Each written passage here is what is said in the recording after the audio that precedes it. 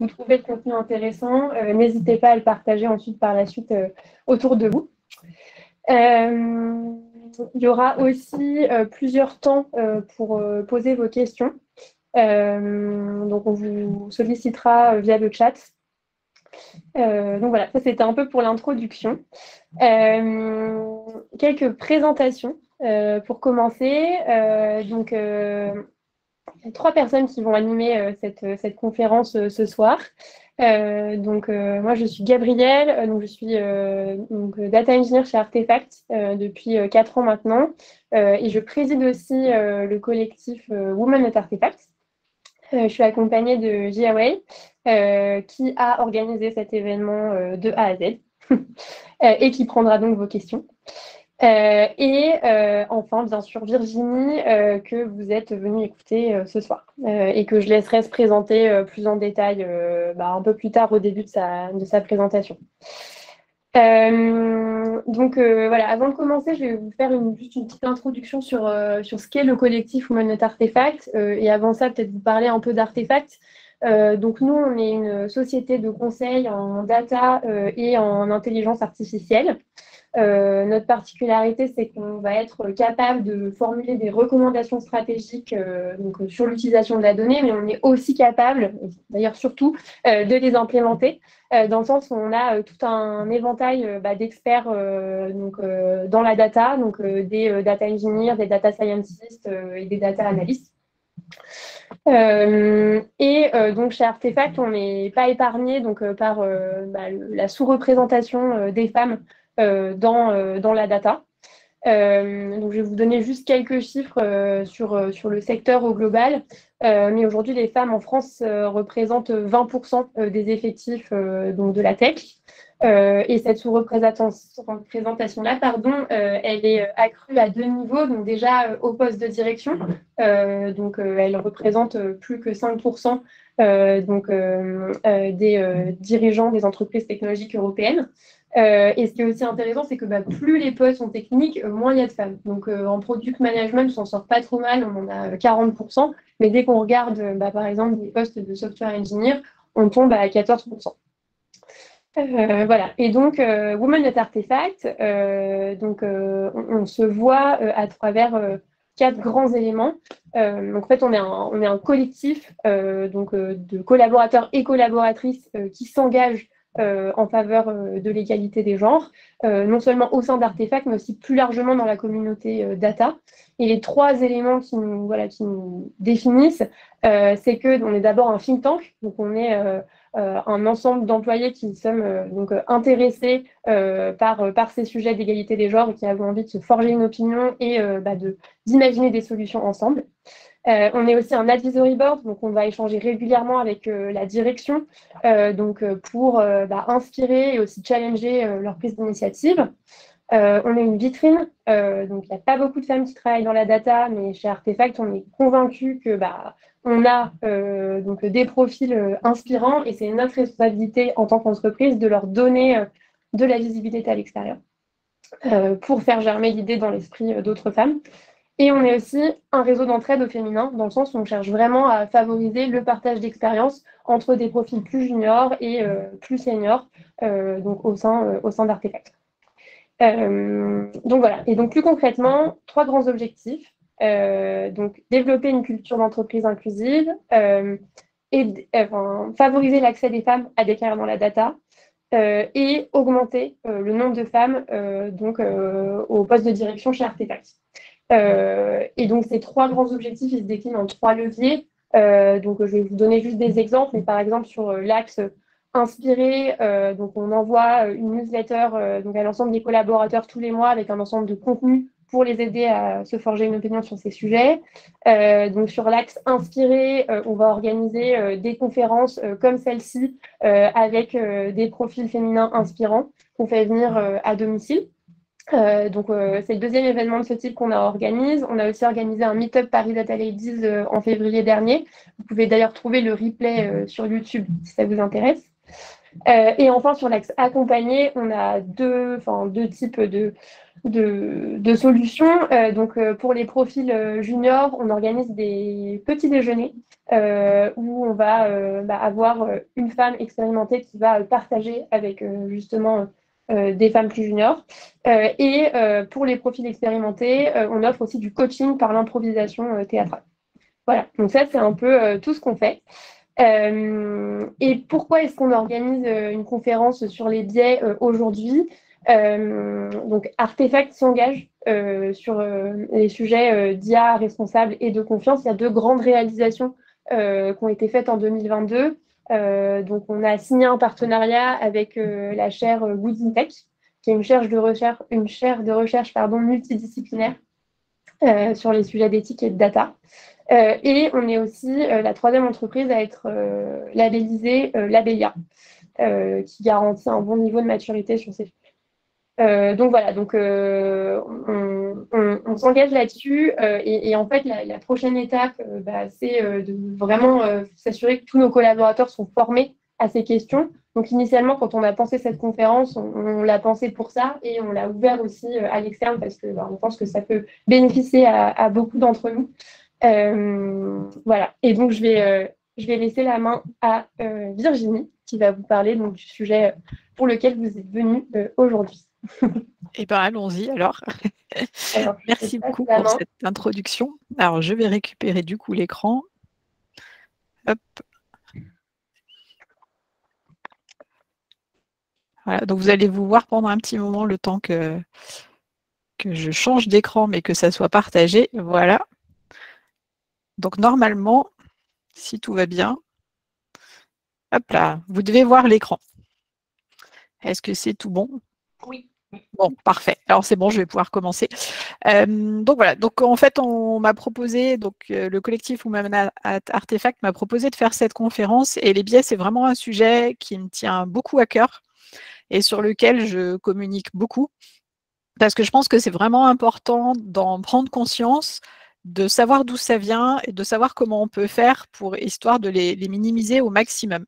Et des biais, il y en a malheureusement dans à peu près toutes les applications d'IA. Donc en fait, faire un modèle d'IA où il y a 0 biais, je ne suis pas sûre que ça soit complètement faisable, mais ce qui est important, c'est quand même de les maîtriser et de les limiter au maximum. Et comme exemple pour commencer, on va parler de Google Translate. Donc, c'est le Google Translate que vous avez tous. Hein. En fait, si je demande de traduire en anglais, un infirmier va à l'hôpital, il me le traduit, a nurse goes to the hospital. Et si je lui demande de le traduire dans le sens contraire, donc j'ai juste cliqué sur la petite flèche qui demande d'intervertir au milieu, et il me dit que c'est une infirmière qui se rend à l'hôpital. Et du coup, mon infirmier de départ, c'est devenu une infirmière. Ce qui est un petit peu embêtant quand même, parce qu'il n'y a nulle part une mention ou quoi que ce soit qui me dit qu'il y a un potentiel changement de genre. Et du coup, si je traduisais un grand texte, ou par exemple si je traduisais un livre, eh ben, en fait, le livre pourrait être complètement faux parce que le héros deviendrait une héroïne ou le contraire, parce que statistiquement, il y a plus d'infirmières que d'infirmiers. C'est la même chose sur à peu près tous les moteurs. Donc, j'ai fait une autre phrase, mais ce coup-ci avec DeepL.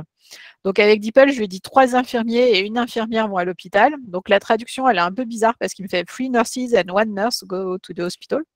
Et quand je lui redemande de traduire en français, il a bien gardé le fait qu'il y avait les 2 genres. Donc il y a bien 3 infirmières et un infirmier. Donc il y a des femmes et des hommes, mais il a inversé par rapport au départ en fait. Et les infirmières sont devenues un infirmier et les 3 infirmiers sont devenus 3 infirmières.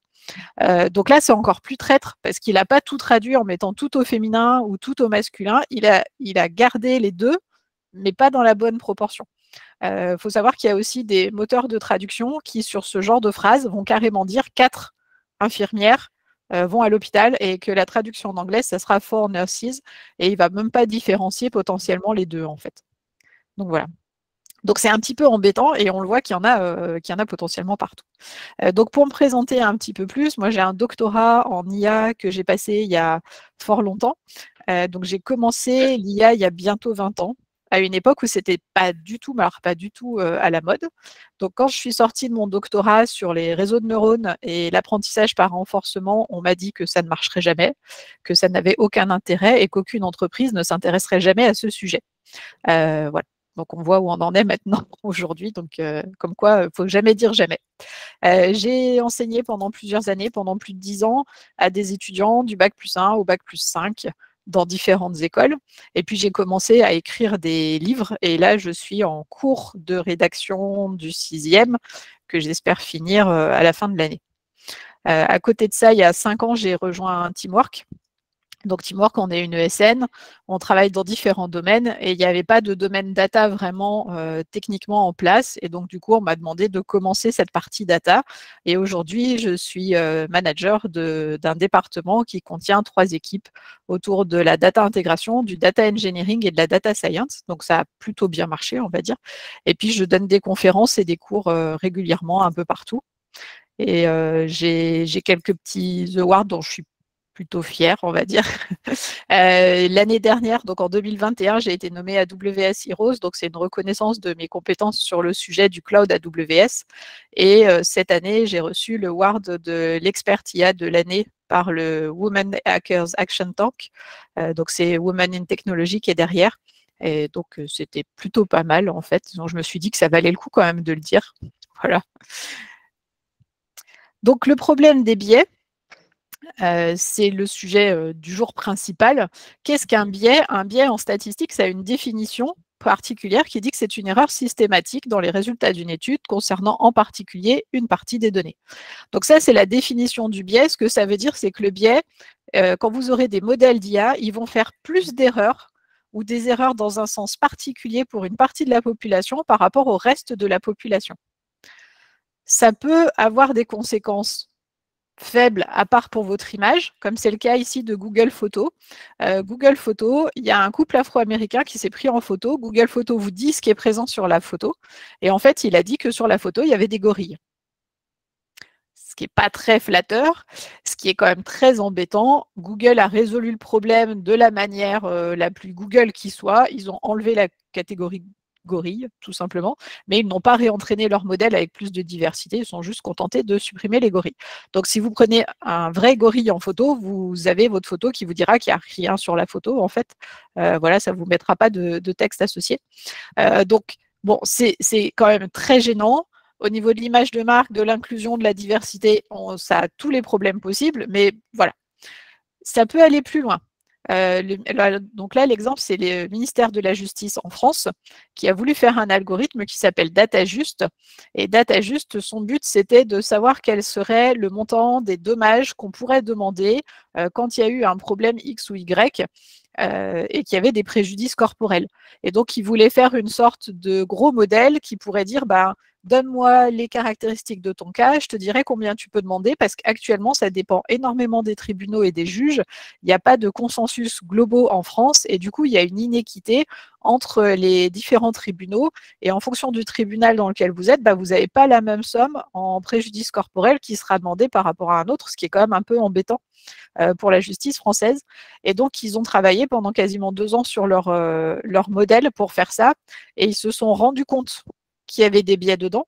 Donc, ils ont décidé de ne pas le mettre en prod et d'abandonner le projet. Donc, ça va, on va dire qu'ils ont bien réagi, mais ça aurait pu avoir des conséquences catastrophiques parce que là, on touche au domaine de la justice.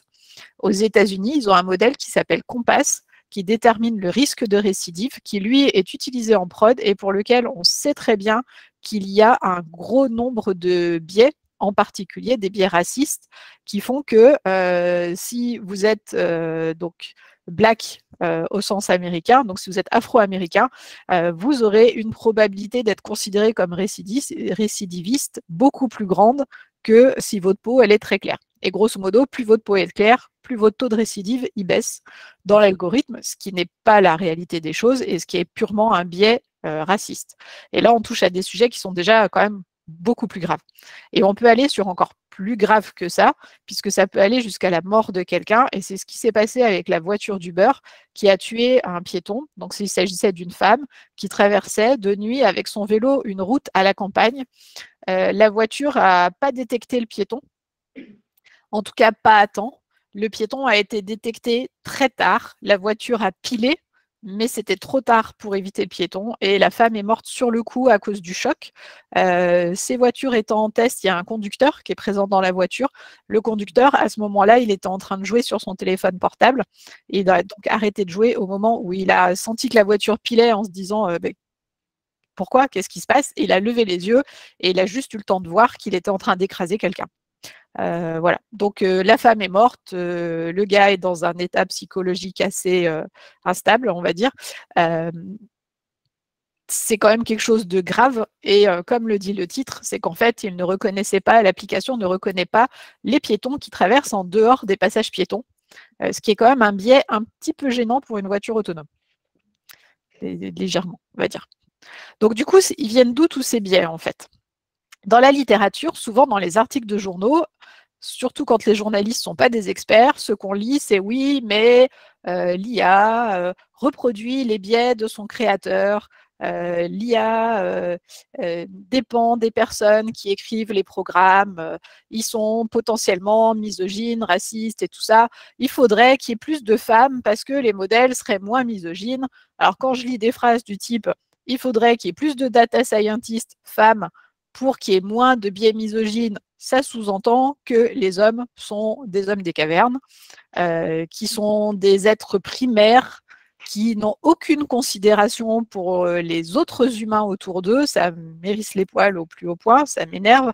Et à l'opposé, les femmes sont des petites princesses qui, elles, font tout bien. Et si c'était elles qui faisaient le modèle d'IA, ça serait parfait, en fait. On serait dans un super monde. Et bien, pas du tout, en fait.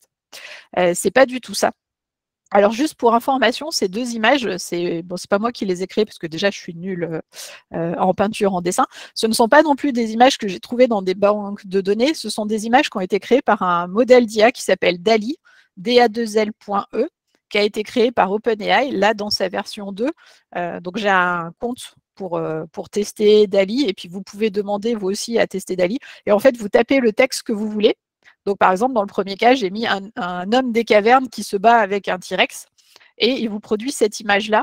Et après, vous pouvez l'utiliser. Ces images-là, vous avez tous les droits commerciaux sur toutes les images que vous avez créées. Donc, j'ai le droit du coup de les utiliser sur mes slides ou que je veux sur des brochures ou autres. Il n'y a pas de problème. Donc, c'est assez pratique en fait. Et c'est assez fun à utiliser. Et vous reconnaîtrez toutes les images qui ont été produites avec DALL-E parce qu'il y a toujours cette signature en bas à droite qui est composée de petits carrés de couleurs. Donc, toutes les images que vous verrez dans mes slides où il y a ces petits carrés de couleurs, vous saurez que c'est DALL-E qui les a créés et que c'est des images du coup qu'on peut créer comme ça gratuitement. Voilà. Bon, ça, c'était une petite parenthèse sur DALL-E parce que j'adore cet algo et j'adore le tester. Donc, du coup, pour en revenir au problème des biais, les biais, ça ne vient pas du fait que les hommes sont des hommes des cavernes. Les biais ne viennent pas des data scientists, ils viennent du dataset. C'est là qu'est le problème. C'est vraiment dans le dataset initial qu'il y a généralement tous les biais qu'on retrouve ensuite et qu'il va falloir analyser. Si on reprend les deux cas ici, dans le cas de Amazon, Amazon avait un robot, enfin un programme qui traitait les CV en entrée, qui les notait pour dire si c'était quelqu'un qu'il fallait recruter ou pas. Et il s'avère que les femmes étaient toujours sous-notées par rapport aux hommes. Ils s'en sont rendus compte, ils ont enlevé le programme, ils ont mis 2 ans à s'en rendre compte, mais ils s'en sont rendus compte, c'est mieux que rien. Et donc, ils ont abandonné ce modèle-là. Pourquoi le modèle était misogyne? C'est pas parce qu'il a été créé par des hommes, c'est parce que dans le dataset, il y avait très peu de femmes à des postes techniques.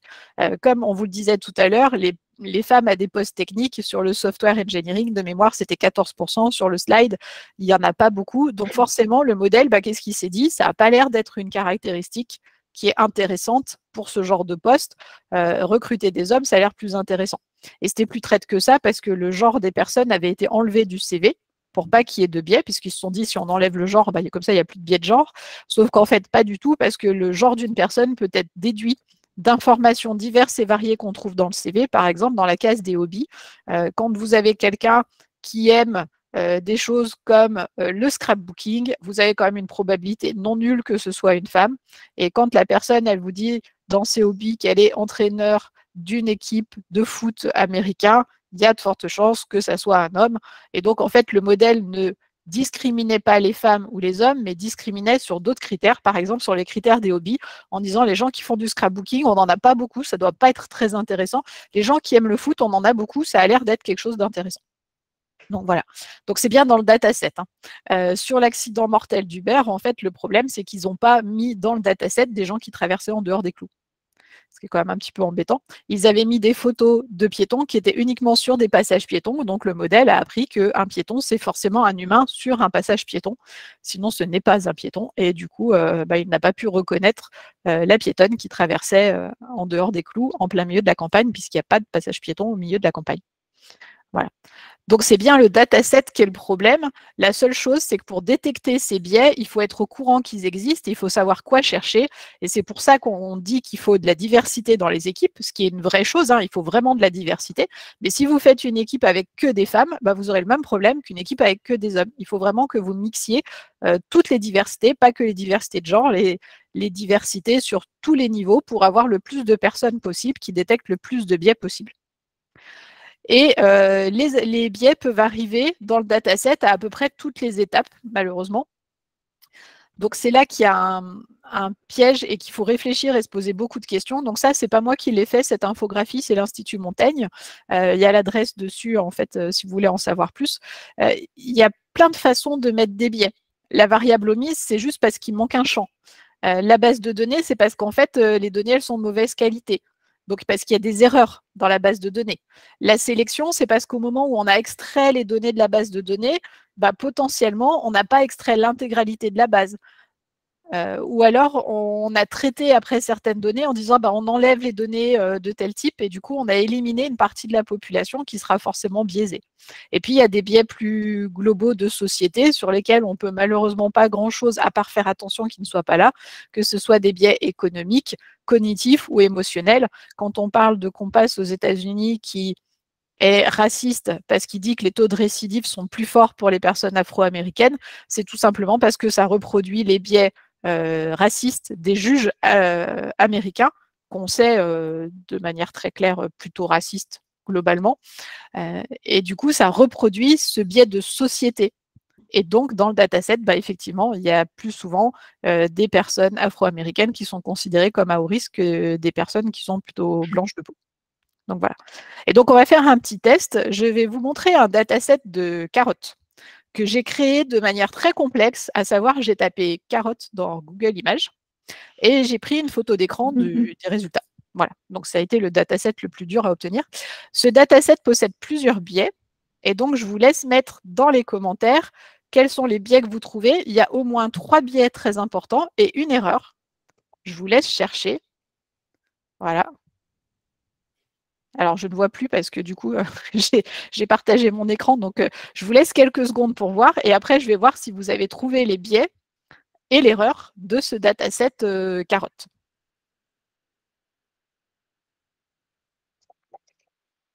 Alors, hop, j'affiche le chat.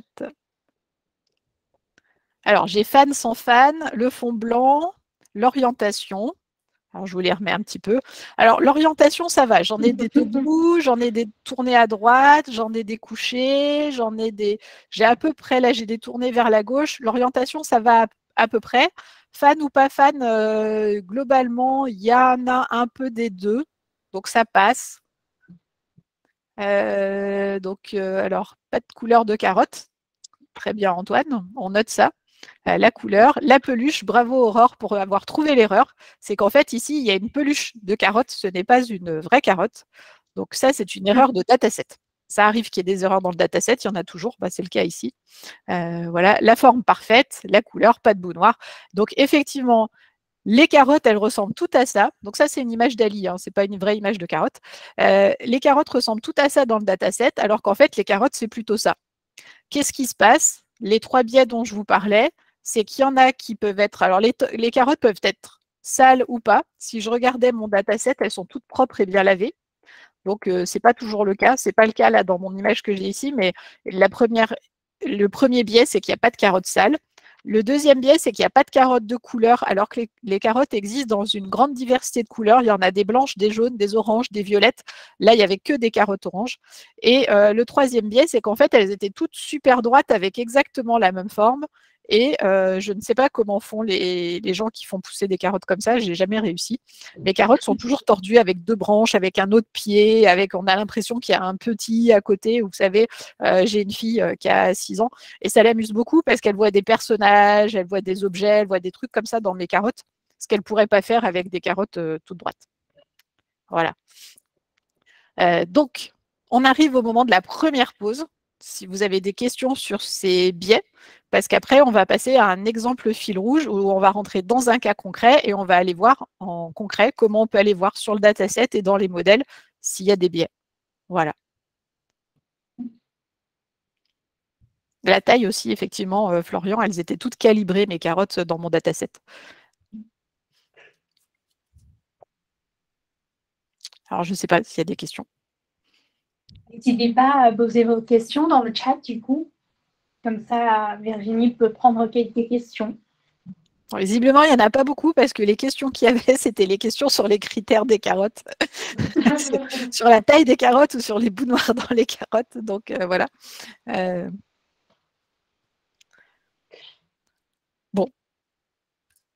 Bah, s'il n'y a pas de questions, je vais continuer alors. On va passer à la deuxième partie.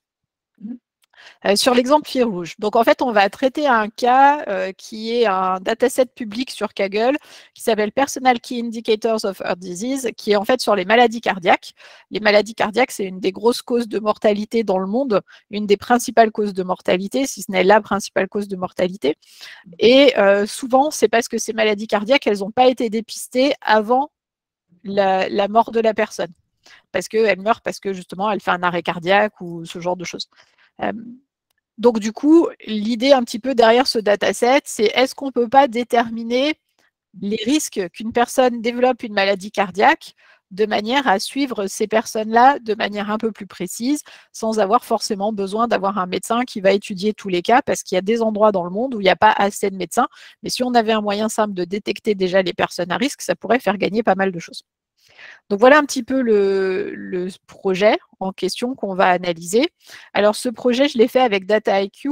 DataIQ, c'est un outil que vous avez en version d'essai gratuite, donc vous pouvez tout à fait le télécharger, l'installer et jouer avec en version gratuite. Tout ce que je vais faire aujourd'hui est disponible dans la version gratuite qui n'a pas de limite de temps. Et vous avez une version entreprise qui, elle, est gratuite pendant uniquement 15 jours, mais on n'a pas besoin de ces fonctionnalités-là. Donc, tout ce qu'on va faire là, si vous voulez le refaire ou tester ou quoi que ce soit, bah, vous allez sur le site de DataIQ, vous téléchargez, vous installez et puis vous pouvez jouer avec, il n'y a pas de problème. J'utilise ça parce que c'est plus rapide et plus simple que de faire ça en scikit-learn, mais tout ce que je vais faire là pourrait aussi être fait en scikit-learn potentiellement. Donc, pour vous expliquer ce que j'ai fait, ici, c'est ce qu'on appelle un flow, c'est-à-dire que c'est la suite de mes étapes. Donc, je suis partie du dataset initial ici. Je l'ai découpé tout de suite en train et en test. Alors ça, c'est déjà une bonne chose à faire, c'est de ne jamais travailler sur l'intégralité du dataset quand vous faites vos stats, mais que sur une partie pour être sûr de ne pas déjà être vous biaisé par la partie que vous allez tester après. Ensuite, j'ai fait du nettoyage de mes données pour avoir des données préparées. J'ai entraîné un modèle qui est un XGBoost. Dans ce cas-là, j'ai entraîné plusieurs modèles, mais là, je vous montre que le XGBoost. Mes données de test, j'ai utilisé la même recette de préparation pour les préparer et j'ai évalué mes données de test sur le XGBoost. J'ai obtenu des résultats qui me disent pour chaque ligne, est-ce que j'ai bien traité la donnée ou pas, et des métriques qui me permettent de savoir est-ce que c'était... Est-ce que, quel est, je ne sais pas, par exemple, le F1 score, quelle est la UC, quelle est l'accuracy, le recall, la précision, et ainsi de suite. Donc voilà, donc toutes mes métriques sur mon dataset de test sont disponibles ici. Donc voilà un petit peu juste pour vous expliquer ce que ça fait. Et donc la première chose à faire pour détecter des biais, c'est de réfléchir. Alors ça peut paraître, voilà, mais c'est d'aller voir votre dataset initial déjà, sans analyser les données, mais de vous dire, mais est-ce qu'il me manque des données là-dedans? Est-ce que ces données, elles ont été sélectionnées? Est-ce qu'elles sont fiables? Est-ce qu'elles sont obsolètes? Et donc, du coup, hop, là, je suis dans DataIQ. Donc, j'ai monté un serveur pour vous faire la démo. Donc, si je vais dans mon dataset, Voilà ce que j'obtiens dedans. Ce sont mes premières lignes de dataset. Alors, il y a 400 000 lignes à peu près, mais il n'y a que les 10 000 premières qui s'affichent pour des raisons de mémoire dans Dataiku. Donc, j'ai le fait que la personne, elle a ou pas une maladie cardiaque. Je connais son IMC, donc BMI, c'est l'anglais pour IMC, la corpulence. Si elle fume, si elle boit, si elle a déjà eu un AVC, quelle est sa santé physique, mentale, est-ce qu'elle a des difficultés à marcher, quel est son genre, sa catégorie d'âge, sa provenance ethnique, est-ce qu'elle a du diabète, quelle est son activité physique, enfin est-ce qu'elle en fait, quelle est sa santé générale, combien d'heures elle dort par nuit, est-ce qu'elle a de l'asthme ou pas, est-ce qu'elle a une maladie des reins et est-ce qu'elle a un cancer de la peau. Et donc là, hop, pardon, j'ai un Mac donc qui change de page tout le temps, ça m'énerve un peu quand je reviens trop en arrière. Donc là, la première question à se poser, en fait, c'est vraiment est-ce qu'il nous manque des données? Parce qu'en fait, s'il nous manque des données, on a déjà un biais, on a un biais de sélection. Est-ce que les données, elles sont fiables? D'où est-ce qu'elles proviennent? Ah, il y a mon écran qui s'est éteint ici. Là, ça y est, il est revenu. Bon, voilà. Je ne sais pas chez vous, mais chez moi, il s'est tout éteint. Est-ce qu'elles sont fiables? Alors là, du coup, ce sont des données qui ont été obtenues par l'organisme qui analyse les maladies aux États-Unis. Donc, en fait, on peut quand même supposer que ces données-là, elles sont fiables, mais peut-être qu'il y a des erreurs dedans. Est-ce que c'est les personnes qui ont indiqué ça ou est-ce que c'est leur médecin qui a complété? Parce que quelqu'un qui indique, par exemple, l'IMC, si vous demandez aux personnes quel est leur IMC ou si vous demandez à un médecin de rentrer l'IMC, vous n'aurez pas les mêmes chiffres. Parce que généralement, les personnes, bon, elles vont arrondir et puis des fois, elles vont un peu s'arranger parce qu'un IMC normal, c'est entre 18 et 25. Donc, si la personne, elle se dit, bon, ouais, un petit peu, mais pas trop, ouais, on va mettre 25, alors peut-être qu'elle est à 26,5. Voilà. Donc, du coup, si c'est la personne qui remplit elle-même, en fait, vous avez déjà un premier biais, c'est que vos données, elles sont déjà potentiellement fausses, en fait. Donc, vous n'arriverez jamais à faire un modèle qui sera juste sur des données fausses. Donc, c'est important de se poser ces questions-là. D'où est-ce que ça vient? Comment ça a été obtenu? Qu'est-ce que j'ai dedans? Et ainsi de suite. Et c'est pas toujours évident d'avoir toutes ces infos-là. Donc, il ne faut pas hésiter à revenir vers les personnes qui vous ont fourni les données et d'aller poser des questions. Soyez curieux, soyez un vrai détective et allez demander plein de choses. Donc là, c'est encore le détective façon Dali, c'est pour ça qu'elle a un petit problème au niveau des yeux, notre détective privé. Donc voilà. Donc ça, c'est vraiment important hein, comme première étape, c'est de se poser cette question-là de qu'est-ce que mes données disent? Est-ce qu'elles sont complètes? Est-ce qu'elles ne le sont pas? Est-ce que déjà, il y a potentiellement un biais? C'est pareil, hein, si vous avez des données qui ont été saisies via un formulaire web, en fait, toutes les personnes qui n'ont pas Internet, elles ne seront pas dans votre dataset, puisque c'est sur le net qu'il a fallu compléter le formulaire. Si c'est quelque chose qui a été fait dans la rue, les personnes qui ne sortent pas dans la rue à cet endroit-là, vous ne les avez pas non plus. C'est-à-dire que si vous faites ça, nous, ici à Lyon, la grande place, c'est la place Bellecour. Si vous faites ça sur la place Bellecour, en fait, vous n'aurez quasiment que des gens qui habitent en ville. Si vous voulez des gens qui habitent à la campagne, ce n'est pas sur la place Bellecour que vous allez les trouver. Si vous faites quelque chose par démarchage téléphonique et que les gens appellent en journée, en fait, vous n'aurez pas les travailleurs parce que les travailleurs en journée, ils ne sont pas chez eux pour répondre au téléphone. Et il y a plein de biais comme ça qui peuvent être faits par rapport à la façon dont vous avez récupéré vos données. Et donc, il faut vraiment se poser toutes ces questions de est-ce que je n'ai pas fait un biais par la seule façon de remplir la donnée? Voilà. S'il faut une adresse mail, vous limitez à ceux qui ont un mail et ainsi de suite. Donc, il y a plein de choses potentielles comme ça. Donc, il faut se poser la question de est-ce que mes données ne sont pas biaisées déjà à la base? Une fois que vous êtes posé ces questions et que vous avez résolu certains problèmes en vous disant peut-être que du coup, je vais aller faire un autre sondage à la campagne ou alors je vais appeler en soirée ou alors en fonction des biais que vous avez, l'étape suivante, c'est d'analyser vos données. Hop. Voilà. Et pour analyser les données, il faut faire des statistiques sur l'ensemble d'apprentissage. Et c'est important de ne pas faire de tests, de stats sur votre ensemble de tests, sinon vous allez vous-même vous biaiser par rapport à l'ensemble de vos données. Donc, hop, si je retourne ici, je retourne à mon flow. Ce coup-ci, je vais aller dans le train. Donc, je vais faire des statistiques sur mes données. Il faut faire plusieurs types de statistiques. La première chose, c'est de faire des statistiques univariées. C'est vraiment important. C'est-à-dire que pour chaque donnée, vous allez l'analyser seule. Donc, vous analysez chaque donnée séparément des autres. Donc là, il va me calculer un petit peu ces données. Ça va aller assez vite. Et vous allez regarder s'il y a des biais potentiels ou pas. Donc, il me donne ici tous les indicateurs statistiques pour chacune des données. Si je regarde par exemple Heart Disease, je vois quand même que dans mon dataset, il y a quand même un gros déséquilibre puisqu'il n'y a que 9 personnes qui ont des maladies cardiaques pour 90% de personnes qui n'en ont pas. Enfin, 9 et 91. Donc déjà, ça va être un biais parce qu'en fait, mon modèle va avoir plus de mal à détecter les personnes qui ont des maladies cardiaques. Et en plus, si vous ne regardez que l'accuracy, par exemple, qui est donc le pourcentage de bonnes réponses de votre modèle, bah en fait, votre modèle, s'il dit que personne n'est malade, eh ben, il a une accuracy de 91%. Il est complètement inutile et inutilisable, mais il a 91% d'accuracy. C'est-à-dire que tout modèle qui est au-dessous de 91% d'accuracy, il est encore moins bon que le modèle qui consiste à dire que personne n'est malade. Donc déjà, ça vous donne un peu une première info sur ce que vous allez devoir chercher comme métrique et à vous dire que là, il y a peut-être un problème. Donc, quelle serait la technique à faire? Alors, on peut parler de oversampling, de subsampling qui consiste à multiplier les lignes de yes ou à ne sélectionner qu'une partie des no. La vraie meilleure réponse, ça serait d'avoir plus de personnes malades et donc d'aller dans les hôpitaux pour obtenir plus de dossiers de personnes qui sont malades pour augmenter le yes sans avoir à baisser le no. Voilà. Donc, en gardant les 90 000 cas qu'on a ici par rapport aux 10 000 cas qui est là. Toutes mes analyses ici n'ont été faites que sur les 10 000 premiers, les 100 000 premiers cas, pardon, et pas sur les 400 000 de mes données. Hein. C'est pour ça que la somme des deux n'arrive pas à 400 000. Donc, voilà. Donc, c'est important un petit peu de regarder déjà ça sur votre cible. Et puis après, il faut le regarder pour tous vos champs.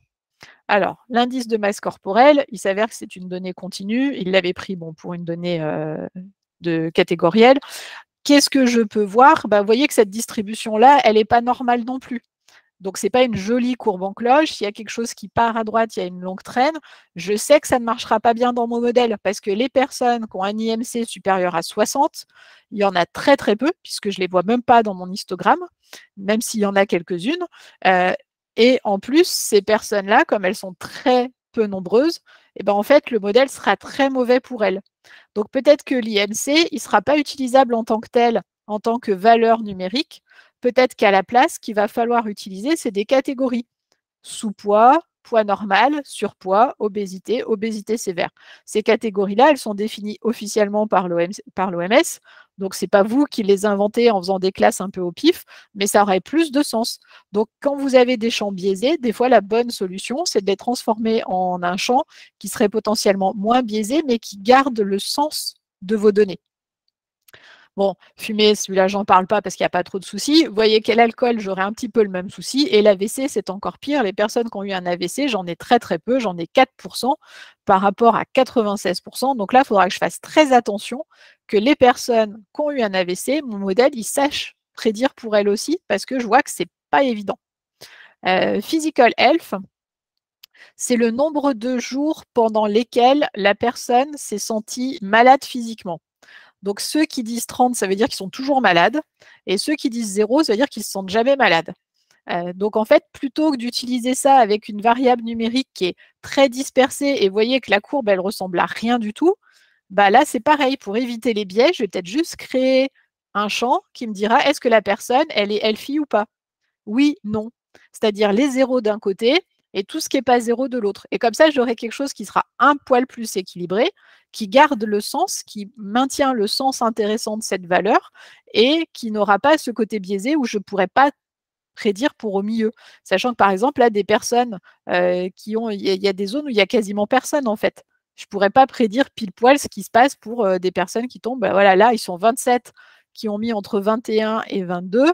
Ils sont que 27 sur 100 000 données, ce qui est négligeable. C'est-à-dire qu'une personne qui aurait 27, potentiellement, je ne saurais pas prédire comme il faut pour elle.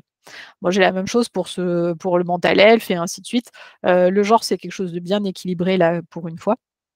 Pour les catégories d'âge, pour les provenances ethniques, vous voyez que là encore, il y a des gros déséquilibres parce que j'ai 3/4 de mes données qui sont dans une seule catégorie et qu'après, j'ai 5 autres catégories derrière qui sont très peu représentées. Donc là, peut-être que c'est intéressant de mettre toutes les autres personnes qui ne sont pas dans la catégorie white ensemble pour faire du 75-25, en sachant que s'il y a des des cas différents, et ça, un médecin pourrait vous le dire, un expert pourrait vous le dire. Est-ce que les personnes qui sont dans les catégories black, hispaniques ou asianes ont plus ou moins de risques par rapport aux autres? Bah, peut-être qu'il va falloir faire des modèles différents, et peut-être que c'est ces personnes-là qu'il va falloir aller chercher plus pour créer votre dataset. Il s'avère que globalement, les personnes asiatiques ont moins de risques de faire une maladie cardiaque, et les personnes qui sont dans la catégorie black ont plus de risques de faire des maladies cardiaques par rapport au reste de la population globalement. Donc en fait, là, il y a de la différence. Juste les merger ensemble, c'est peut-être pas le plus intéressant parce qu'on va peut-être perdre cette différence, mais peut-être qu'on fera quand même un modèle qui marchera globalement. Alors que là, si vous avez un Indien natif, un natif américain, bah en fait, vous serez incapable de prédire quasiment pour lui quel est son risque parce qu'il n'y en a qu'1% dans votre dataset. Donc vraiment, tout ça, il faut analyser votre dataset, le prendre en détail, regarder ce qui se passe pour chaque champ, et à chaque fois, il faut vraiment se poser la question de qu'est-ce qu'on va faire avec ça? Qu'est-ce que je vais en faire? Qu'est-ce que je vais en déduire? Qu'est-ce que je vais utiliser ou pas pour mon projet pour que ça fonctionne? Voilà. Il y a aussi des choses comme ça pour le diabète que vous pourriez trouver. C'est que le diabète, vous avez oui-non, vous vous attendez à ce que ça soit oui-non, et en fait, vous vous rendrez compte qu'il y a d'autres catégories. Il y a non, mais borderline, et il y a oui, mais pendant la grossesse. Bah, qu'est-ce que vous faites d'un oui pendant la grossesse? Qu'est-ce que vous faites d'un non, mais borderline? Bah, peut-être que là aussi, vous avez besoin d'un médecin pour lui dire les personnes qui sont borderline, on considère qu'elles sont diabétiques ou elles ne le sont pas? Et celles qui ont été diabétiques pendant la grossesse, donc on fait du diabète gestationnel, est-ce que je considère que c'est des diabétiques ou est-ce que je considère qu'elles ne le sont pas? Pour savoir dans quelle catégorie il faut les mélanger. Donc voilà. Et vous pouvez faire ça pour tous vos champs de toutes vos données. Évidemment, ça va prendre un temps fou, on est bien d'accord, mais c'est vital pour savoir s'il va y avoir un biais, parce qu'à chaque fois que vous voyez quelque chose dans une distribution qui ne vous paraît pas normal, c'est-à-dire que vous n'avez pas une super distribution, soit une parfaite courbe en cloche pour les variables numériques, soit une parfaite distribution uniforme pour vos variables catégorielles, dès que vous avez quelque chose qui va sortir de ça, potentiellement, vous allez avoir un problème de biais derrière. Donc vraiment, il faut vous intéresser à chacune de vos variables.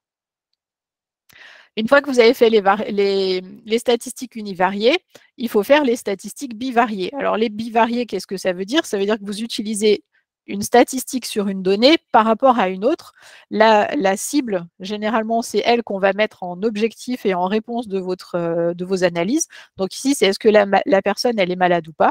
Et je vais analyser avec tout le reste de l'autre côté. Et du coup, je vais regarder qu'est-ce que ça change. Donc, par exemple, pour les fumeurs que j'ai juste ici devant moi, je vais analyser les personnes malades ou pas malades par rapport au fait de fumer ou pas.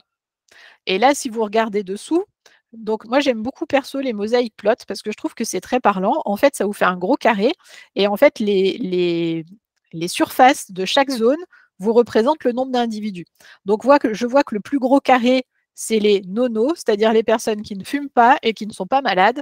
Ils sont 54,3%. Ensuite, ici, j'ai des fumeurs qui ne sont pas malades. Ils sont 37%. J'ai des fumeurs malades et j'ai des non-fumeurs malades. Et en fait, très graphiquement, je vois bien que la partie orange, ici à droite, elle est 2 fois plus haute que la partie de gauche. Ça veut dire que les fumeurs ont globalement 2 fois plus de risques d'être malades que les non-fumeurs. Là, il y a 2 possibilités et vous ne pouvez pas décider. C'est encore une fois les experts qui pourront décider. C'est est-ce que c'est un biais parce que je n'ai sélectionné que des fumeurs malades, enfin beaucoup plus de fumeurs malades que de non-fumeurs malades, ou est-ce que c'est une vraie réalité du sujet? Et c'est ça qui est important avec les biais, c'est qu'en fait, ce n'est pas juste un programme qui peut vous dire il y a des biais, il n'y a pas de biais, parce qu'il va falloir que vous réfléchissiez à chaque fois. Est-ce que c'est un biais, entre guillemets, qui est normal, qui s'explique ou pas? Le fait qu'il y ait un lien entre les maladies cardiaques et le fait de fumer, on le sait, c'est quelque chose qui est connu, qui existe, et on sait qu'effectivement, fumer augmente le risque de maladie cardiaque. Donc c'est normal que j'ai plus de malades du côté des fumeurs que du côté des non-fumeurs. Ce n'est pas un biais, c'est la réalité, et c'est une réalité qui n'est pas non plus un biais de société. Voilà, là c'est un vrai gros biais qu'il y a dans la réalité que je ne pourrais pas enlever et que je ne dois pas enlever, parce que si je l'enlevais, mon modèle n'apprendrait pas que fumer est un facteur de risque, ce qui pourrait être embêtant. Donc il faut vraiment se poser toutes ces questions-là à chaque fois. Ici, par exemple, par rapport à l'indice de masse corporelle, vous voyez que quand on fait des catégories, grosso modo, ce que vous voyez ici, c'est que plus l'IMC augmente et plus le risque augmente. ça correspond aussi à quelque chose qui est plutôt connu, on va dire.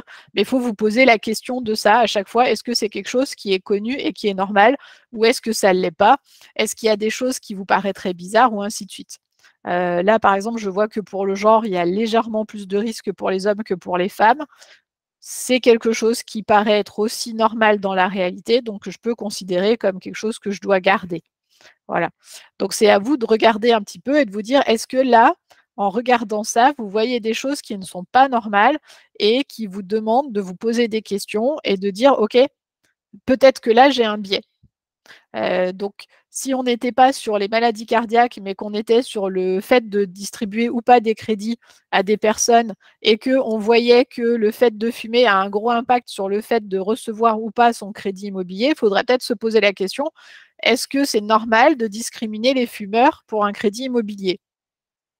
Ça ne paraît pas forcément être le critère principal. Peut-être que c'est la santé, le critère principal qui est derrière. Parce qu'un fumeur, s'il a une santé qui est plus faible et qu'il a une espérance de vie plus faible, eh ben, peut-être que c'est plus risqué pour une banque. Mais en tout cas, ce n'est pas le critère de fumer qui est problématique. Donc, il ne devrait pas y avoir cette différence-là. Donc vraiment, là encore, il faut prendre le temps de faire ces analyses champ par champ, partout, pour vérifier que vous n'avez pas de problème sur votre analyse bivariée. Et si vous pensez qu'il y a des champs qui sont particulièrement liés ou qui veulent dire la même chose, vous pouvez aussi faire l'analyse bivariée de ces champs l'un par rapport à l'autre. Et la dernière chose que je vous conseille de faire vraiment à chaque fois, c'est les matrices de corrélation. Hop. Alors, le problème de la matrice de corrélation, c'est qu'ici, vous voyez, je ne peux pas la faire. Pourquoi? Parce qu'en fait, tous mes champs ont été considérés comme des champs catégoriels et on ne peut pas faire de calcul de corrélation sur des champs catégoriels, il faut des champs numériques. Alors, en réalité, il faudrait que je modifie un peu certains de mes champs pour indiquer que, la masse corporelle, c'était une valeur numérique, que le physical health et le mental health, c'était des valeurs numériques aussi, c'était pas juste des catégories. Et du coup, je pourrais avoir des variables à mettre ici pour pouvoir faire ma matrice de corrélation. Donc la matrice de corrélation, ça ne sera bien évidemment que pour vos variables numériques et ça vous permet de valider si vous avez des liens particuliers entre certaines de vos variables, parce que là encore, ça peut être problématique. En particulier, beaucoup de modèles, quand il y a des liens forts entre deux variables, n'arrivent pas à faire des modèles que vous pouvez après expliquer ou comprendre facilement et c'est mieux de potentiellement enlever une des deux variables liées. Donc si par exemple on avait la taille, le poids et l'IMC, taille, poids, IMC, vous savez que l'IMC se calcule en fonction de la taille et du poids. Peut-être que ça ne vaut pas le coup de garder les trois. Peut-être qu'il faut en garder que deux. Peut-être ou peut-être même qu'un seul et garder que l'IMC parce que l'IMC est la valeur intéressante. Ce n'est ni le poids ni la taille qui ont un impact sur le fait d'avoir des maladies cardiaques. Par contre, l'IMC, qui est le rapport entre le poids et la taille, ça peut en avoir. Donc là aussi, il faudra quand même regarder au niveau des corrélations s'il se passe quelque chose. Et puis si vous avez un doute sur certaines données, vous n'hésitez pas à faire des graphiques. Donc là, j'ai un graphique que je peux faire si je veux.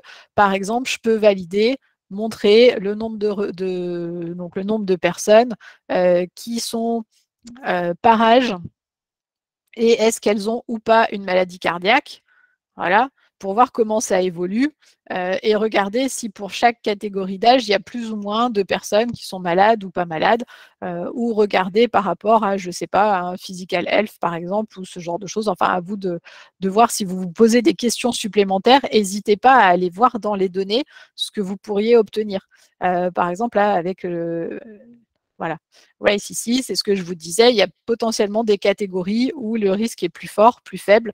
Donc, vous pourrez arriver à les comparer, à voir ce qu'il en est et à voir un petit peu comment ça se passe, quoi. Voilà. Bon, là, j'ai un graphe qui me met juste comme ça, mais je peux faire un stack à 100% de la même chose. De cette façon, je vois carrément plus facilement ce qui se passe et je vois bien que les personnes asiatiques ont moins de risques que d'autres populations. Donc, potentiellement, il faudrait que je regarde un petit peu ce qui se passe et que je peux regarder ça. Donc, vraiment, faites un petit peu toutes ces statistiques. Ça va vous prendre beaucoup de temps à faire, mais c'est vraiment vital pour ne pas avoir des biais parce que, comme je vous ai déjà dit, les principaux biais, ils viennent du dataset, ils ne viennent pas des data scientists. Donc, faites une analyse univariée, faites une analyse bivariée, faites des matrices de corrélation, faites des graphiques, analysez-les et surtout, tracez tout ce que vous faites et tout ce que vous en déduisez. Ce n'est pas juste je regarde le graphe et je me dis oui, ça va, ou ouais, là, il y a peut-être un problème. Écrivez-le, tracez-le pour que la personne qui reprenne le modèle ou les personnes qui utiliseraient le modèle, elles sachent ce qui s'est passé pendant tout le process. vraiment tracer toutes les décisions. Donc voilà. On va faire la deuxième petite pause sur les biais dans le dataset et après, sur la phase d'après, on va passer sur la préparation des données et la modélisation et sur la partie vraiment Explainable AI en tant que telle, puisque là, jusqu'à présent, on n'a pas vraiment fait d'Explainable AI. On s'est contenté de regarder les données. Donc voilà. Alors, comment s'assurer de ne pas perdre trop d'informations en rangeant les variables numériques dans des intervalles? Alors ça, c'est un gros problème qu'on a. C'est qu'il faut à la fois utiliser potentiellement des intervalles pour pouvoir utiliser la variable, mais il ne faut pas perdre trop de données. Et donc, c'est là qu'il faut essayer de faire des intervalles qui ne sont pas forcément juste les déciles ou les quartiles, mais des intervalles qui ont du sens. Pour l'IMC, c'est assez facile parce que l'OMS a décidé d'intervalles qui avaient du sens. Vous êtes en sous-poids, vous êtes en poids normal, vous êtes en surpoids, vous êtes en obésité, vous êtes en obésité sévère. Donc du coup, c'est facile de respecter ces classes-là parce qu'on sait qu'elles ont un impact sur la santé et on sait qu'elles ont du sens. Si vous avez la population d'une ville et que vous avez juste le nombre d'habitants dans la ville, eh ben peut-être qu'il faut regarder, il y a une classification officielle qui dit si c'est un village, si c'est une ville, si c'est une métropole, si c'est une mégalopole, en fonction du nombre d'habitants, il y a des catégories qui ont été définies par l'INSEE. Bah, peut-être que ça vaut le coup de se poser la question, est-ce qu'il y a une classification qui existe et qui permet de ne pas perdre de sens parce que des gens se sont posé la question de quelles sont les catégories, qu'est-ce qu'elles veulent dire avec des catégories qui ont de la signification. Mais il y a toujours la question qui se pose et il y a toujours le risque de perdre de la donnée. Comment s'assurer de ne pas utiliser ou de rationaliser des données pouvant elles-mêmes être biaisées? Par exemple, dans le cas présenté, les données de ressenti, je peux être malade et ne pas le sentir en fonction de ma tolérance à la douleur. Alors, effectivement, et je suis d'ailleurs dans le cas où j'ai une tolérance à la douleur plutôt forte, personnellement, ce qui fait qu'il ne faut pas trop se fier à ce que je dis en termes de douleur. Et ça peut être le cas à chaque fois que vous allez demander à des personnes. Et ça, c'est ce que je vous disais dans le début de cette deuxième partie, c'est qu'il faut réfléchir à vos données, est-ce qu'elles sont fiables? Et en fait, quand c'est les personnes qui ont donné leur propre ressenti, ce ne sont pas des données qui peuvent être considérées comme vraiment fiables parce que vous ne savez pas, elles n'ont pas toutes la même échelle, donc vous ne savez pas les comparer entre elles. Vous pouvez avoir des idées, grosso modo, mais ça ne sera pas une donnée fiable. Si vous utilisez un médecin ou un processus d'évaluation externe, par exemple une tension, quand vous prenez la tension de quelqu'un, vous savez que c'est fiable parce que c'est un chiffre qui a été déterminé par un appareil qui va donner le même chiffre sur toutes les personnes qui ont la même tension. Quand c'est est-ce que vous avez mal ou pas donné entre une échelle de 0 à 10, ça ne veut rien dire. Ce qui peut avoir du sens, c'est si vous demandez à la personne à des intervalles réguliers de voir si ça monte ou si ça descend. Le fait de monter ou descendre a du sens. La valeur en tant que telle qui est utilisée, si c'est 3, 5 ou 6, ça n'a pas forcément de sens parce qu'en fonction des personnes, vous ne savez pas l'évaluer. Et donc, en fait, il y a des données comme ça qu'on ne sait pas vraiment évaluer de manière fiable. Et du coup, il faut vraiment les prendre avec des pincettes en se disant qu'il y a peut-être un biais sur ces données-là, en fait. Voilà. Et se dire, bah, OK, peut-être que ces données-là sont biaisées, mais peut-être que j'ai rien de mieux. Du coup, je vais l'utiliser, mais je ferai attention à comment ça se comporte par rapport à ça. Donc voilà. Je vais passer à la troisième partie. Hop. Donc, la troisième et dernière partie, ça sera sur la fin de ma chaîne de travail. Donc, il y a la phase de préparation. Donc, la phase de préparation, dans DataIQ, c'est ce qu'on appelle des recettes. C'est toutes les étapes que vous faites pour passer de votre dataset d'origine à votre dataset fini. Donc, par exemple, ce que j'ai fait ici, c'est que j'ai créé, donc là, je vous les ai mis en couleur pour voir où c'était, j'ai créé des catégories pour l'IMC, comme je vous disais, qui représentent les personnes en sous-poids, en normal, en surpoids, en obésité et en obésité sévère. Donc, il y a obésité ici et obésité sévère ici, en fonction de la valeur de l'IMC. Du coup, ça veut dire que ma colonne BMI ne sera peut-être pas forcément utile. J'ai rajouté le fait que la personne, elle était healthy ou pas ici, en fonction de si elle m'a dit qu'elle était malade tous les jours ou pas, ou si elle avait jamais été malade. Pareil pour la santé mentale. Pour la colonne sur la provenance ethnique, j'ai pas assez d'informations pour le traiter différemment et je peux pas faire autre chose là que juste séparer les personnes qui sont white de toutes les autres pour avoir du 75-25. D'ailleurs, maintenant, si j'analyse mon champ is white, vous voyez que j'ai rééquilibré parce que je suis à 30-72, enfin à 28-72. Donc, c'est quelque chose qui est plus équilibré que ce que j'avais à l'origine. Donc, mon algo s'en sortira mieux même si ça n'a pas forcément dans ce cas-là de sens. Pour le diabétique, les borderline et les yes, je les ai remis dans les 2 catégories principales. Et pour le nombre d'heures de sommeil, j'ai cherché quel était le nombre d'heures normal de sommeil dans une nuit. Et donc, du coup, si vous dormez moins de 7 heures, c'est pas assez. Si vous dormez plus de 9 heures, c'est trop. Et c'est au milieu, il faut dormir entre 7 et 9 heures pour un adulte normal en bonne santé. Donc, comme ça me donne des catégories. Vous voyez que je les ai aussi préfixés. Ça, c'est une habitude que je prends de les préfixer quand il y a une graduation. Comme ça, je sais que le 1 est avant le 2, qui est avant le 3. Et si je veux les transformer en nombres, c'est assez facile. J'ai juste à faire un split sur l'underscore. Et du coup, ma classe devient 1, 2, 3. Et je peux faire des régressions dessus. Alors que là, c'est des catégories. Donc voilà. Donc c'est plus facile après de les transformer en valeurs numériques si déjà j'ai gardé devant un 1, 2, 3, 4, 5 avec un underscore sur les champs que j'ai fait. Donc tout ce que j'ai fait là, ce qui est important de faire sur la préparation, c'est là encore de tout tracer, tout ce que vous avez pris comme hypothèse, parce qu'à chaque fois que vous allez supprimer des lignes ou supprimer des colonnes, ça va avoir un impact sur les biais. À chaque fois que vous allez créer des colonnes, donc c'est le feature engineering où vous allez modifier des colonnes, ça va avoir un potentiel impact sur des biais. Par exemple, le fait de regrouper toutes les ethnies sauf white dans la même catégorie, ça a forcément un biais sur mon modèle. Donc, comme je rajoute un biais à cet endroit-là, c'est important qu'il soit tracé quelque part pour que je sache ce qui a été fait et pourquoi je l'ai fait. Et donc voilà, toutes les hypothèses aussi que vous avez supposées quand vous avez fait votre préparation des données. Donc, tracez vraiment tout ça. Et la dernière partie, c'est sur le modèle en lui-même. Donc là, on rentre dans la partie XAI, mais vous voyez qu'avant la partie XAI, il y a beaucoup de choses à faire pour les biais. Ce n'est pas l'XAI qui va vous sauver à chaque fois. Pour les modèles, il s'avère qu'il y a ce qu'on appelle un compromis interprétabilité-accuracy. Il s'avère que plus les modèles sont puissants et peuvent vous permettre d'avoir des grosses accuracies, moins ils sont interprétables. Donc les modèles les plus simples, vous avez le decision tree, la linear regression qui sont très très simples, très interprétables, mais qui sont rarement assez puissants pour ce que vous voulez faire. Ensuite, vous avez le KNN, donc les cas plus proches voisins, les support vector machine, les random forest, l'XGBoost, les neural network, tout ce qui est deep learning, qui est très très à droite, mais très très en bas.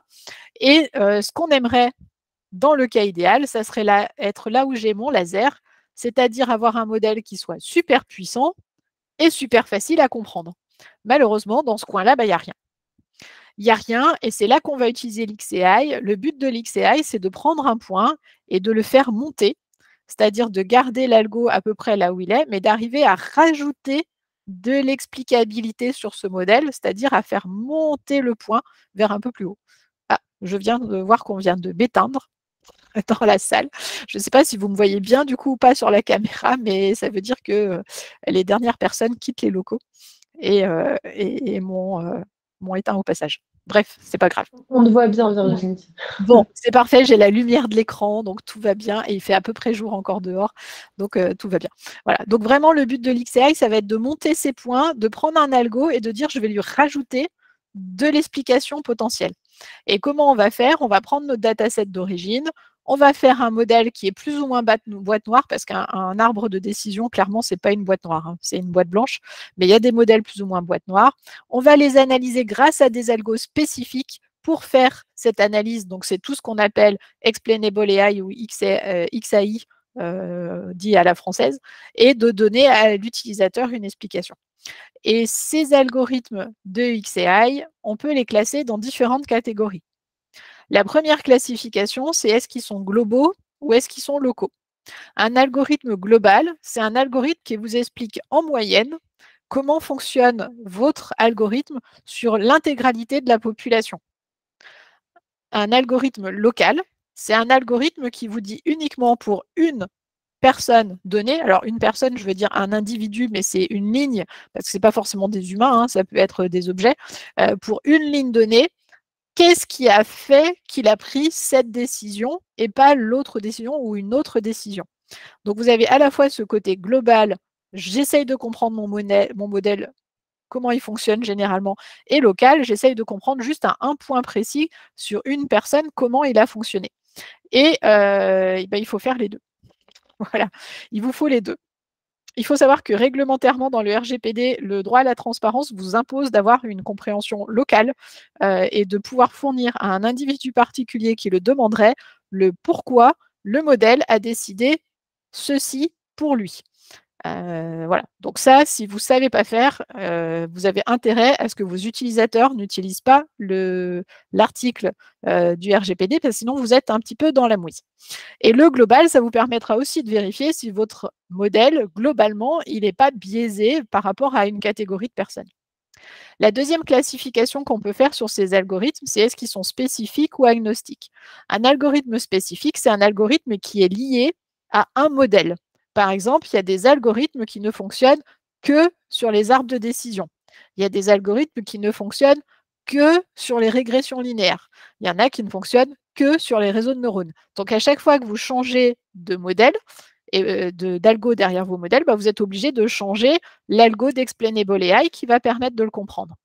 Et à l'inverse, vous avez toute une série d'outils agnostiques qui vont vous permettre d'utiliser ces algos quel que soit le modèle, que ce soit un arbre de décision, de la régression linéaire ou que ce soit des réseaux de neurones, le même algorithme pourra vous expliquer comment fonctionne votre modèle. Et il s'avère que les modèles spécifiques sont généralement plus précis que les modèles agnostiques, mais ils ont l'inconvénient de ne pas s'utiliser tout le temps. Donc, c'est un petit peu un compromis à faire. Est-ce que j'utilise du spécifique? Est-ce que j'utilise de l'agnostique? Alors, je vais vous donner des exemples. On va faire 4 exemples. On va essayer de faire donc un local spécifique, un global spécifique, un local agnostique et un local spécifique. Voilà. Donc, on va essayer de tout croiser, donc de faire 2 globaux, 2 locaux, 2 spécifiques, 2 agnostiques et de faire tous les mélanges possibles dans DataIQ. L'avantage, c'est que DataIQ nous permet d'avoir à peu près tout ça facilement, heureusement, ce qui va aller plus vite. Alors, hop, il faut que j'aille voir dans mes analyses. Hop, hop, hop, les voilà, elle est là. Hop, voilà, mes modèles. Donc là, j'ai entraîné 3 modèles déjà en amont. Alors, c'est pas que ce soit forcément hyper long à faire, mais je me suis dit que ça évitait de perdre du temps sur l'entraînement des modèles. Donc, j'ai entraîné un arbre de décision, j'ai entraîné un random forest et j'ai entraîné un XGBoost. Voilà.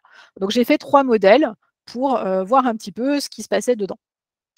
Donc, l'arbre de décision, c'est le modèle le plus simple que j'ai ici. Je peux avoir le fonctionnement de mon arbre de décision en détail. Donc, je peux savoir exactement ce qui se passe. Donc là, je vais pouvoir faire du local spécifique. Si je connais une personne en particulier, je peux dire est-ce qu'elle a de la difficulté à marcher? Oui, non.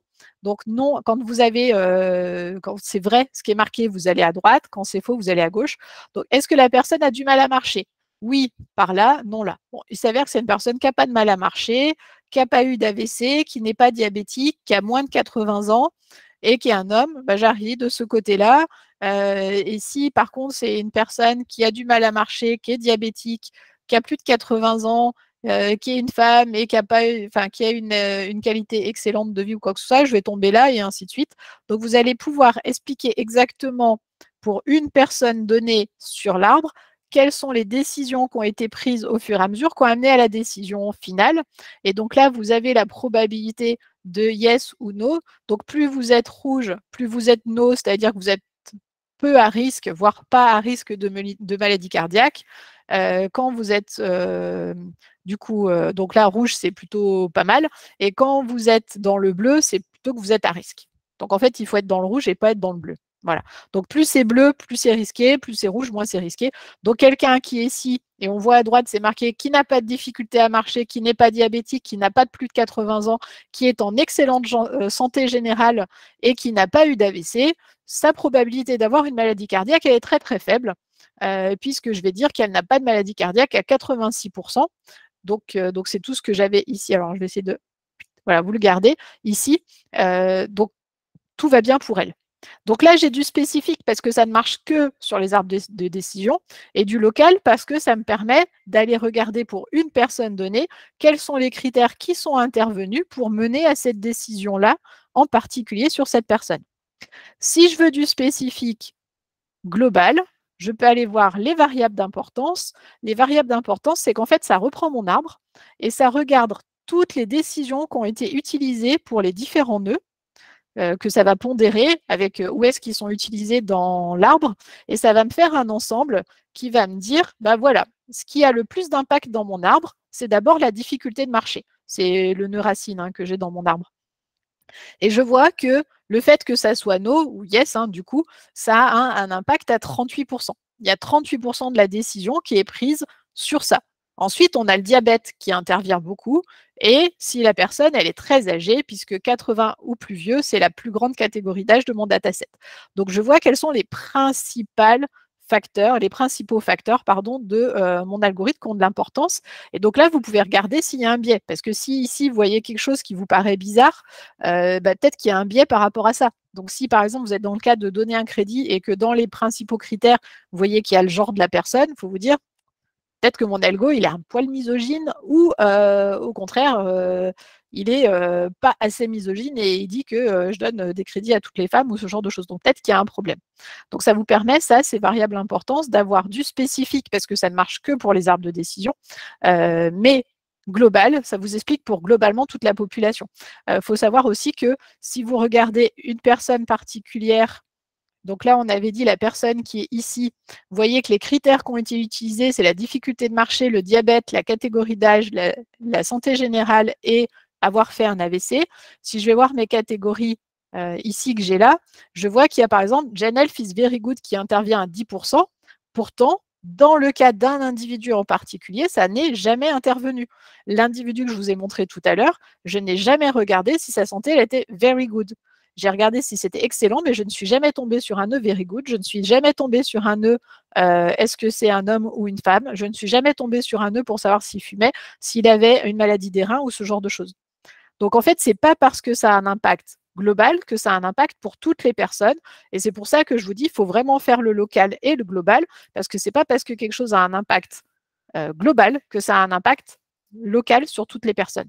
Et en particulier, si mon decision tree en haut, le premier critère, c'était est-ce que race égale is white, et qu'il y avait un côté pour is white et un côté pour is not white, bah là, j'aurais un gros biais ethnique sur mon algorithme. Et en fonction des personnes, je pourrais avoir des arbres différents dessous qui ne prendraient pas du tout en compte les mêmes critères, qui prendraient par exemple dans un cas l'âge et le diabète et dans l'autre cas la santé et la difficulté à marcher ou ce genre de choses. Donc vraiment, il faut cumuler les deux. Ces choses-là, vous pouvez les faire avec tous les algos. Donc, c'est spécifique aux arbres de décision, comme je vous disais, mais c'est tous les algos qui sont basés sur des arbres, ça marche aussi.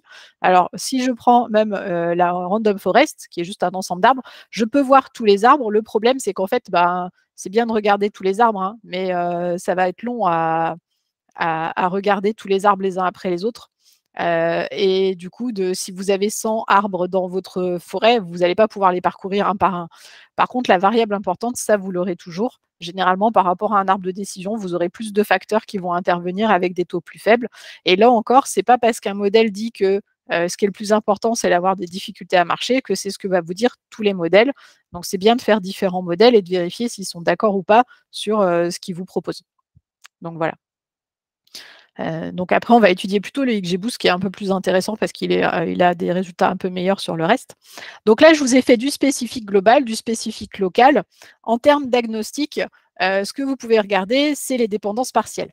Donc ça, c'est des dépendances partielles. C'est un algorithme que vous pouvez utiliser avec tous les algos qui va vous expliquer, c'est du global, donc agnostic global. Vous choisissez un paramètre, par exemple le genre, et ça va vous dire quel est l'impact du genre sur les décisions. Donc, vous voyez que là, ça me dit que si je suis une femme, ça baisse la note. Donc, ça va vers le 0, donc vers le fait de ne pas avoir de maladie cardiaque. Si je suis un homme, ça augmente. Et je vois que ça baisse de moins 0,3 et ça l'augmente de 0,34. Donc, je vois dans quel sens ça va et à quelle puissance ça va. Ce qui est intéressant aussi, c'est de se dire que là, pour le genre, il n'y a pas que hommes et femmes. Il y a aussi toutes les personnes qui ne se définissent ni par homme ni par femme, donc les personnes non binaires ou équivalents ou associés ou ainsi de suite. Comme elles ne sont pas dans mon dataset d'apprentissage, que va faire le modèle? Et vous voyez que si j'ai une valeur qui n'est pas représentée dans mon ensemble d'apprentissage, je vais les classer dans la même catégorie que les hommes. Donc en fait, mon algorithme, il fait les femmes d'un côté et tout le reste de l'autre. Voilà. Donc c'est important de le savoir parce que ça veut dire que vous considérez toutes les personnes non binaires comme des hommes. Peut-être qu'il faut rajouter des catégories, peut-être qu'il faut mieux décomposer votre dataset ou ce genre de choses parce qu'il peut y avoir un biais là-dessus. Mais voilà, mais là, ça vous indique un peu ce que ça fait. Et puis, c'est à vous de réfléchir, est-ce que c'est normal qu'il y ait ça? Si je regarde du coup par rapport au genre, pardon, à la race qui était, alors où est-ce qu'elle est, is white, hop, voilà. Donc si je regarde par rapport à ça, je vois que ça augmente légèrement le risque globalement d'être dans la catégorie is white et que ça le baisse dans l'autre catégorie, donc dans tout ce qui était non blanc. Par contre, vous voyez que les valeurs sont beaucoup plus faibles que celles qu'on avait tout à l'heure. Ça veut dire que mon impact il va être beaucoup plus faible aussi. Donc, c'est très intéressant de regarder ces dépendances partielles. Donc, pour les variables catégorielles, c'est facile à lire. Hein. Vous regardez si ça monte, si ça descend. Pour les variables qui sont numériques, là, du coup, j'en ai pas dans ce dataset-là directement. Ça va vous faire des courbes et vous pouvez regarder la tête de la courbe. Est-ce que c'est une courbe qui a tendance à monter? Est-ce que c'est une courbe qui a tendance à descendre? Est-ce qu'il y a des accidents au milieu de la courbe, c'est-à-dire des points qui montent d'un coup ou qui baissent d'un coup? Ça veut dire qu'il y a un biais. Quel est le comportement que ça a? Donc, les dépendances partielles, vous pouvez les utiliser, que vous ayez des variables qui soient catégorielles ou des variables qui soient considérées comme des variables numériques. Donc là, vous faites de l'agnostic et vous faites de l'agnostic global.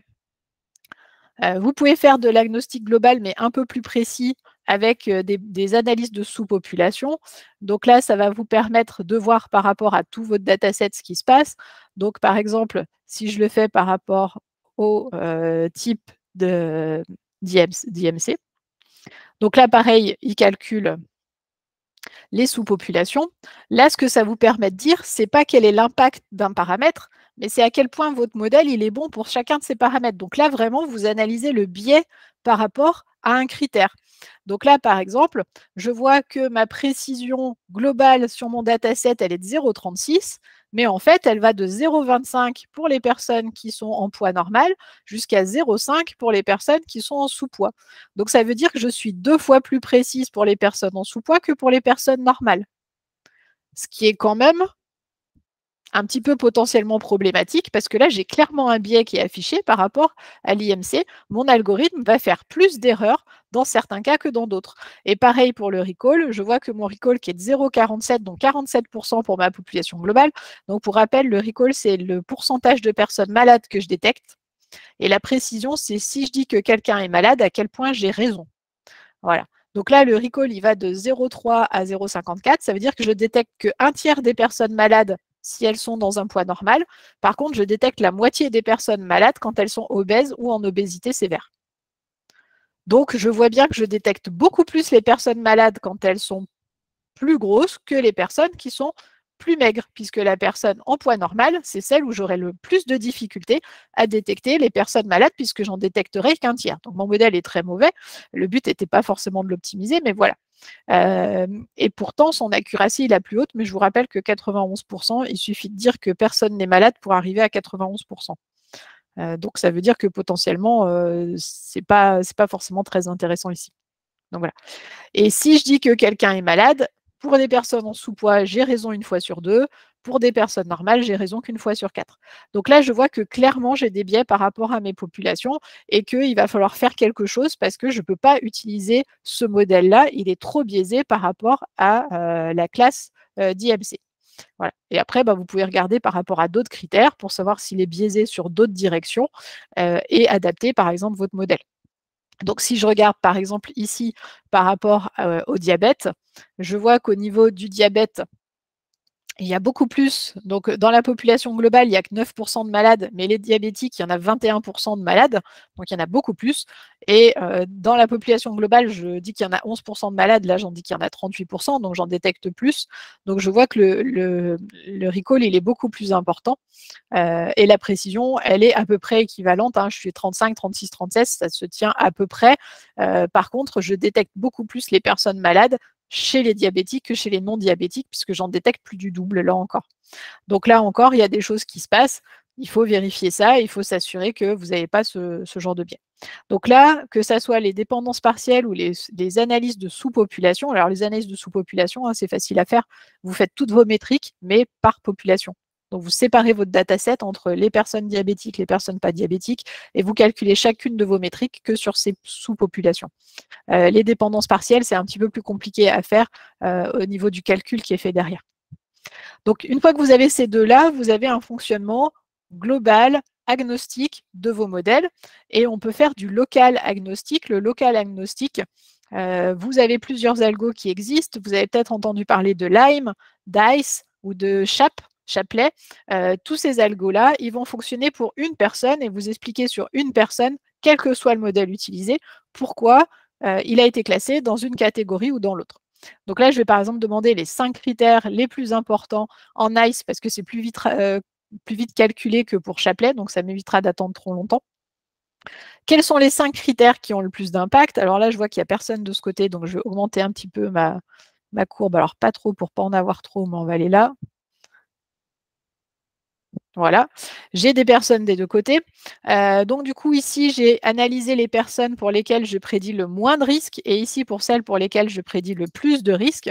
Je vois que ma personne à qui j'ai prédit le plus de risques, c'est celle-là. Donc je peux avoir toutes ces infos derrière. Je vois que c'est une femme qui est entre 55 et 59 ans. Et si je regarde, je vois que ce qui a le plus indiqué qu'elle avait un risque de maladie cardiaque, c'est qu'elle est de santé générale pauvre, qu'elle a déjà eu un AVC, qu'elle a une maladie des reins, qu'elle est diabétique et qu'elle est asthmatique. Bon, elle cumule un petit peu. Et du coup, le modèle, il est quasiment sûr qu'elle va faire une maladie cardiaque parce que bon, elle a beaucoup de facteurs de risque qui sont dans le côté qui pousse vers le 1. À l'inverse, cette personne-là, elle a une probabilité d'avoir une maladie cardiaque de 0,015. Donc là, j'ai pareil les informations sur cette personne. Il s'agit aussi d'une femme, mais qui a entre 18 et 24 ans. Et je vois que ce qui a le plus poussé sur le fait qu'elle n'a pas de maladie cardiaque, c'est qu'elle a entre 18 et 24 ans. On avait vu que mon modèle, il était biaisé aussi par rapport aux âges et que globalement, ils avaient tendance à dire que quand on était jeune, on n'avait pas de maladie. Donc ensuite, c'est une personne qui est en excellente santé, qui boit de l'alcool, mais qui ne fume pas, qui est une femme, qui a joué dans le côté il n'y a pas de risque. Et du coup, je sais pour ces 2 personnes précisément exactement ce qui a compté et dans quelle direction. Alors que ça soit Ice, Chapley ou Lime, ils fonctionnent à peu près tous de la même façon en global. Ce qu'ils font, c'est qu'ils prennent l'exemple que vous voulez, donc cette personne-là en particulier, ils le mettent dans le modèle, vous regardez le résultat que vous obtenez, et ensuite vous faites varier chacun des champs. Donc, c'est la façon aussi dont vous faites varier les champs qui va varier d'un algo à l'autre. Mais par exemple, sur Is Mentally Healthy, vous allez le passer à True, vous remettez dans l'algo et vous regardez le résultat. Et puis après, vous remettez à False, mais defaulting, vous passez à Yes et ainsi de suite. Et donc, vous modifiez chacun des champs individuellement à la suite. Ça va vous faire plein de données différentes. Et sur toutes ces nouvelles données, donc l'individu d'origine et l'individu modifié, soit vous analysez directement ce qui s'est passé et à quel point chacun des facteurs a eu un impact sur la décision finale, soit vous allez créer un modèle très simple, un arbre de décision ou une régression linéaire sur ce petit dataset que vous venez de créer. Et c'est les coefficients de régression ou les importances des variables de votre arbre de décision que vous allez remonter ici. Donc, c'est ce que fait Lime. Lime vous fait un petit modèle local à partir de ce petit dataset que vous avez produit. Voilà. Et donc, vous allez obtenir quels sont les paramètres qui ont eu le plus d'impact dans un sens ou dans l'autre pour vos individus. Et donc, vous pouvez savoir pour un individu particulier ce qui a compté. Et si vous voulez pour un individu qui n'est pas dans votre dataset, en fait, vous pouvez aussi le créer. Donc là, j'ai un individu avec des champs par défaut. Je vois que ce qui compte le plus sur le fait qu'il va être malade, c'est parce que c'est une personne qui a l'air d'être âgée, qui a 65-69 ans. Donc, par exemple, je peux la passer à 70 ans. Je vois que, hop, voilà ce qui a changé, ou 80 et plus, on avait dit qu'il y avait potentiellement un impact vraiment là.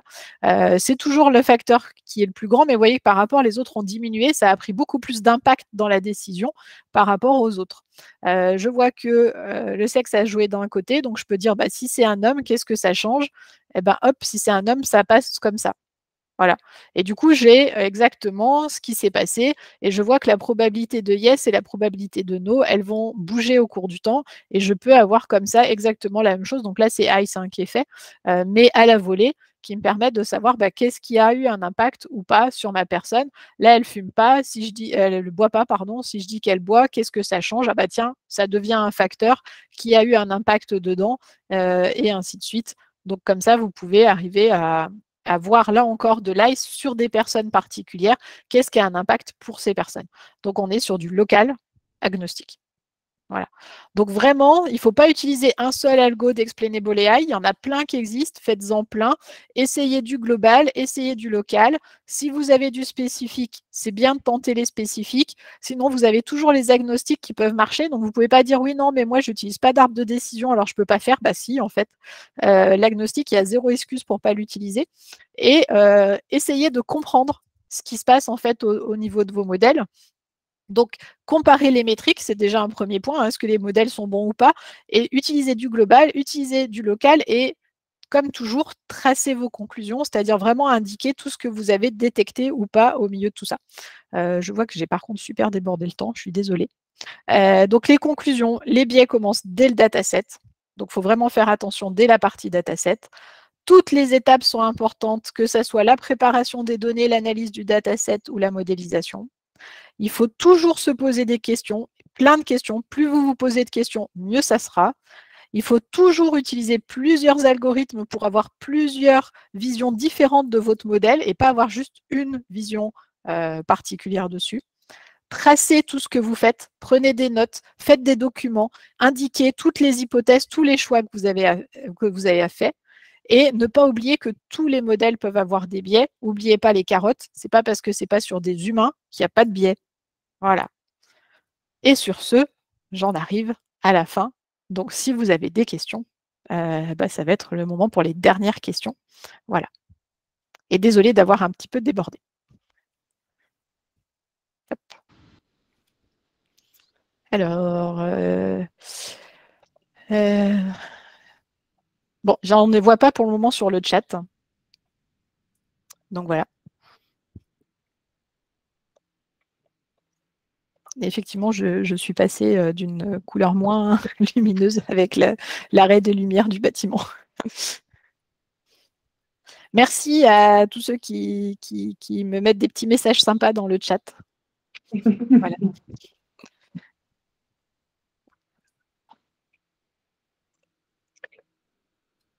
Je crois qu'on peut en conclure que tu étais ultra claire, Virginie. Mais ultra débordante sur le temps, par contre, je suis vraiment désolée. Non, pas de souci.